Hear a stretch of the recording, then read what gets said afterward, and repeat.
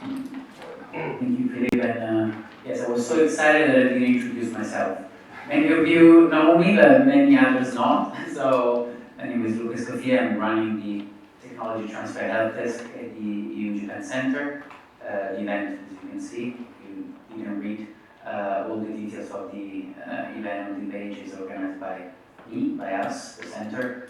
Sonoda Kobayashi, Intellectual Property Law, that is represented today by Natalie and Sonoda-san and many others. And I am Vidya.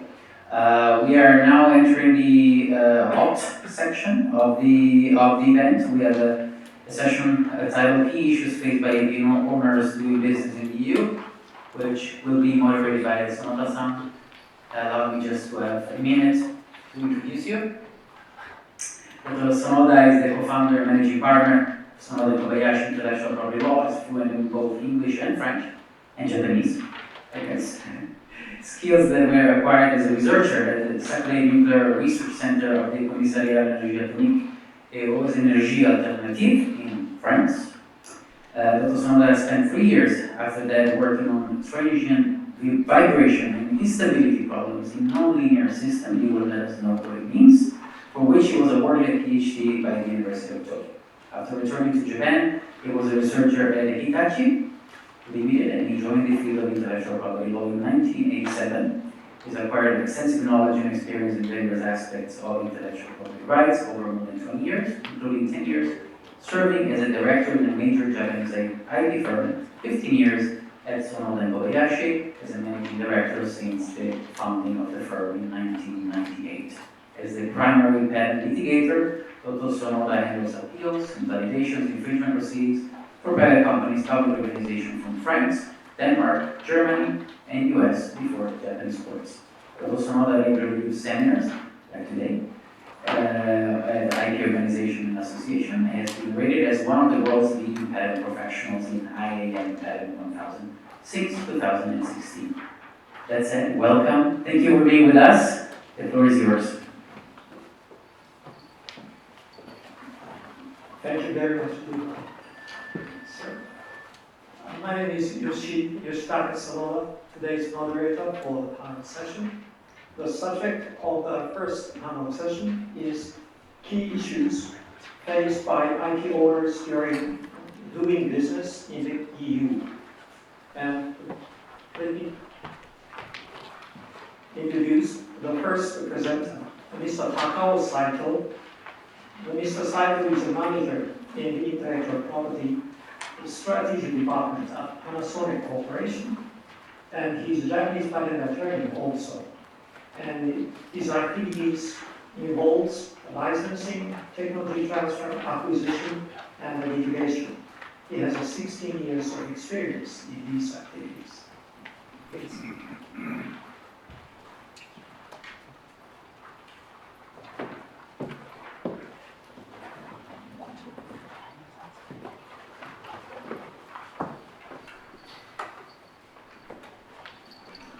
Hello. I'm honored to be here to have this presentation. My name is Takao Saito from Panasonic Corporation. My presentation is called IP Strategy for New Technology Era. So this is a very big title for me, but I'm trying to do my best. So please listen to my presentation. So first of all, just for your information, Panasonic Corporation has 5 internal companies. First one is an appliance company, what we call AP. This is focusing on white goods such as refrigerators, and also TV, BD, and DVD, what we call black goods. Those are the appliance companies' focus. And also there is an automotive company that is infotainment system such as car navigation and car sensors. This is a profitable area right now. Industrial solutions, that's where I'm from. This is a component business. Life solution, this is basically focusing on housing and light bulbs. That's home matters. And connected solutions, connected network solutions, that's focusing on solutions, services, and also laptop is also in this category, but we are focusing on services more.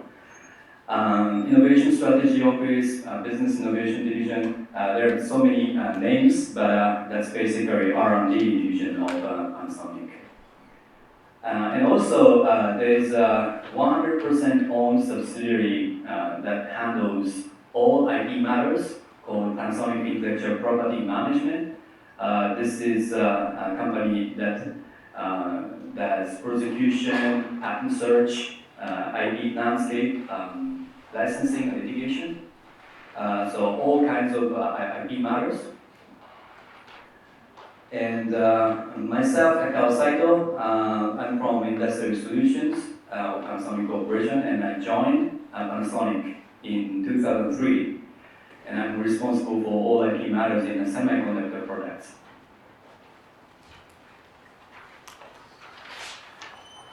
So, what's the challenge in new technology era? So I said I put business metabolism, which means that the business cycle from R&D to harvest is so quick nowadays. So that's one of the challenges. And also shifting from upgrade, that's our internal company word, but we say upgrade to update. So upgrade means hardware device upgrade, and we are now saying that we should change from upgrade to update. That's a service update. So in a upgrade era, every time we sell a new product, the customer's satisfaction with an old product decreases because there's new product. So this is the base traditional model of Panasonic, but now we want to change it to a service update. So this means that we should have two-way conversation with customers so that we can hear the customer's needs and we can provide a solution that satisfies customers' needs. So that we can update the service and infrastructure of the surrounding customers. And also another change is shifting from patent world to data world. So I'm a patent guy, so I'm traditional. Licensing and litigation by patent is my familiar, my very, how to say, my area.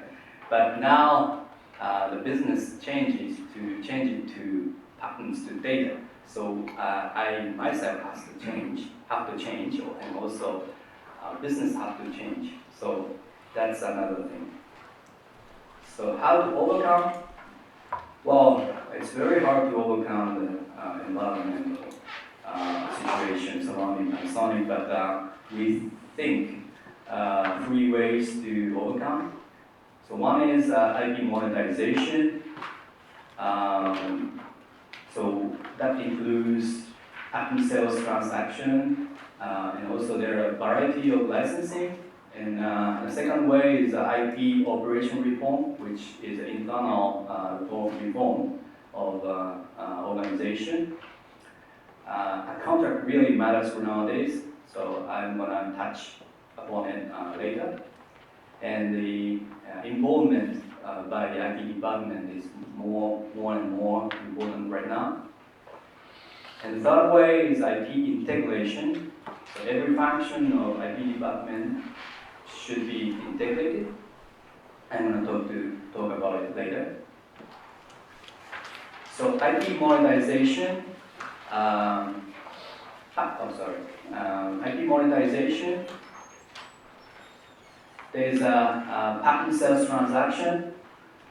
We have done outright sales of patents, and there is also a variety of licensing framework. So of course there is a traditional license, cross license or license out, license in, but there is also covenant not to sue. And nowadays there's a standstill agreement which defers settlement in a future point. Let's say there is a standstill for 10 years, which means that settlement will be deferred until the 10 years has passed. And after 10 years, we can go back to the past damages. So that's the agreement with the other company. And also there's a springing license, which is a kind of trend right now.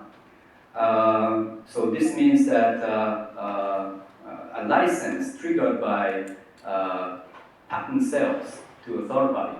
So if I sell the patent to a third party, then the license occurs to the party. So that's the agreement, basically. LLT network, driven by Google and other companies, that's now becoming more influential. So springing license is one of the variation of license. And this one is internal IP operation reform. So as I said, now a contract matters very much. So patent indemnification is one way to reduce the risk of patent infringement. And software license is becoming more and more important. And data contract. So that's AI, IoT thing. So you should decide the ownership of the data and how the structure of the license. And joint venture, M&A, in joint venture or M&A, the patent is, or IP, whole IP is now becoming more and more important. And involvement IP department to the business contracts is also very important. So we should break the traditional role of legal department and IP department because IP is now becoming more important. So I think IT department should get involved in every contract matters and checking and approving every business contract by IT department. That's a way to reduce the risk. IP integration. So this is an internal wording within our company.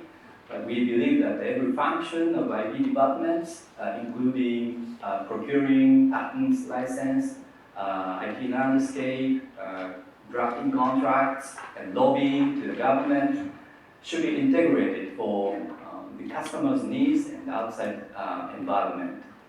And we should talk to the business manager so that the IP strategy can be reflected in the business strategy. So that all the activities should reflect the customer's needs. So that's the ideal situation that we are proposing. And how Japanese companies see the new world? Of course, this is a European forum, so I think we should catch up on Europe a little bit. So German patent is very important in patent sales. Every buyer asks me, do you have a German patent? So because German injunctive relief is very strong, and no invalidity analysis is done in an infringement court, at least in the district court level. So the decision is very quick, and if you have German patent, then the value of the portfolio is becoming more than you don't have. So that's a great forum. And also on the data side, GDPR rule, that's very important. Regulation on data protection and privacy for all individual citizens. So IP department and the IT department is now cooperating with each other, and we should make sure that no personal data may be processed without an ambiguous consent. So a proper GDPR cookie consent should be put in a website. So to sum up, the challenges is that shifting from upgrade to update, and shifting from patent war to data war. So how to overcome? We think that IP monetization, IP operational reform, and IP integration are the key to overcome those environmental change. And we see that Europe is really interesting market in terms of IP. Thank you for listening. Hope this was helpful.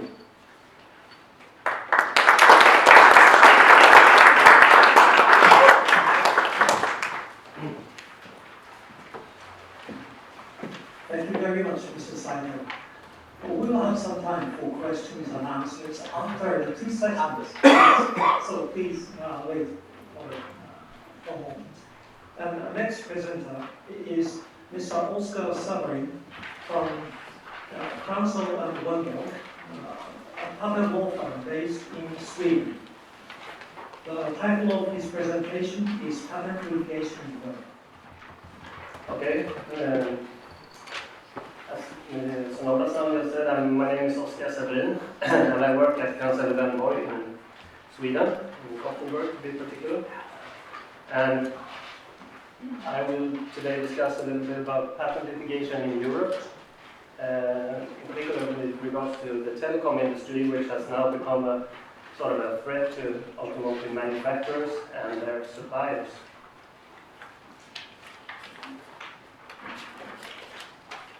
So basically what we have today is a new sort of situation where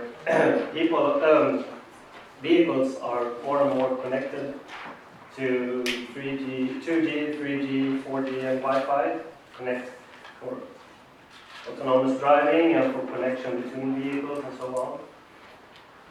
So the vehicles now includes technology that is being developed by telecom companies. So these technologies include standardized technologies, and we have standard essential patent (SEPs) so for a standard essential patent you need to offer a FRAND license, which is the license should be fair, reasonable, and non-discriminatory. So we have Avanci, which is sort of a one-stop access to the essential patent technology. It includes a number of licensors, including Asus, Qualcomm, Nokia, Ericsson, and many others.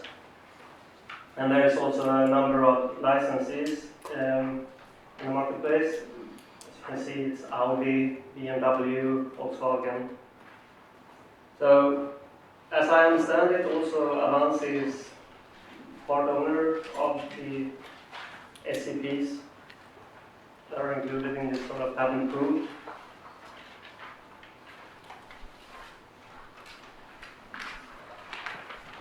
The question that has arisen is, who shall pay for this FRAND license? Should it be the vehicle manufacturer, the OEM, or their supplier? Historically, the supplier often guarantees that the product that they sell to the manufacturer is not infringing any patent rights. And if it does, the supplier takes the responsibility of any economical damages.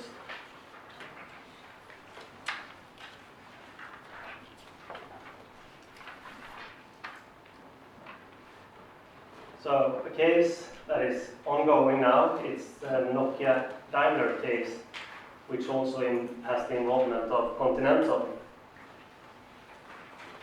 And I'm going to discuss a bit about that. So in 2017, Nokia has approached Daimler, alleging that Daimler infringed 10 Nokia standard essential patents.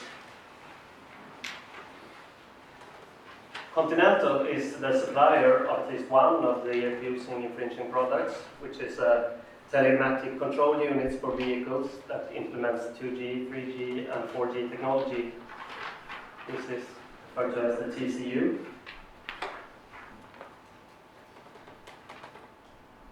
Continental states that they have reached out to Nokia for negotiating a friend license, but that Nokia and Avanci has refused to give them such license.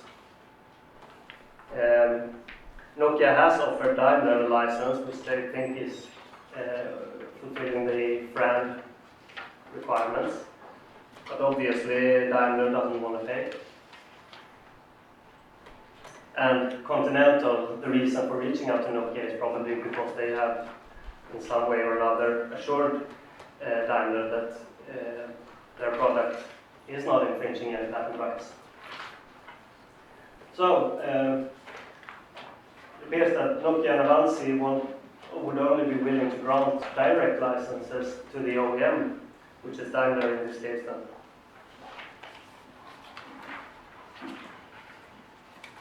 So, due to this, Daimler and Continental filed a complaint with the European Commission Directorate. They here wants the European Commission Directorate to investigate Nokia's SEB licensing practices if they should offer Continental, the supplier, a direct friend license or not. Thereafter, Nokia filed patent infringement lawsuits in Germany, and Continental intervened in these proceedings as they wanted to help Daimler and are interested in the case, obviously. And now it gets quite interesting because in the US, Continental filed a motion for anti-suit injunction against Nokia and Avanci in May 2019. An anti-suit injunction is a measure that is possible in the US that could stop companies from initiating proceedings in other countries or in the US.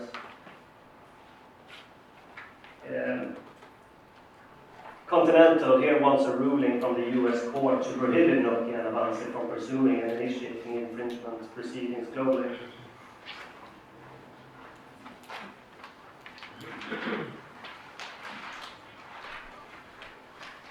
And Continental claims here that they are willing to and entitled to a friend license, and that therefore Nokia should not be able to file these lawsuits in Germany. Continental also believes that if they were given a friend license, the dispute would be resolved. So, Continental requests that Nokia and Avanci are being prohibited from pursuing the infringement proceeding case in Germany until the case is resolved at the European Commission Directorate. And now it gets really, really interesting, because in July 2019, Nokia thereafter then filed a motion for preliminary injunction in Germany, at which they request a ruling by the German court for Continental to withdraw the anti-suit injunction at the US court. So now we have sort of an anti-suit injunction in Germany.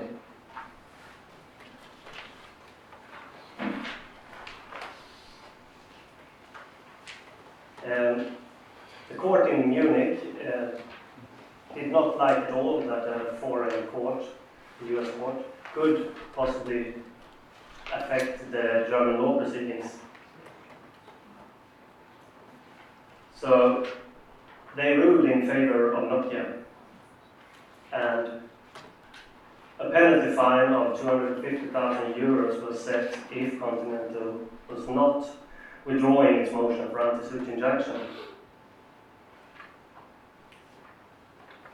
So the the status now is that Continental has withdrawn its motion. It is no longer an anti-suit injunction in the US. The infringement proceedings in Germany, they continue, and has not been settled yet, as far as I know. And the proceedings at the European Commission Directorate also continue. So we will see if FRAND licenses should be given to the supplier or not. And thank you, that was my presentation.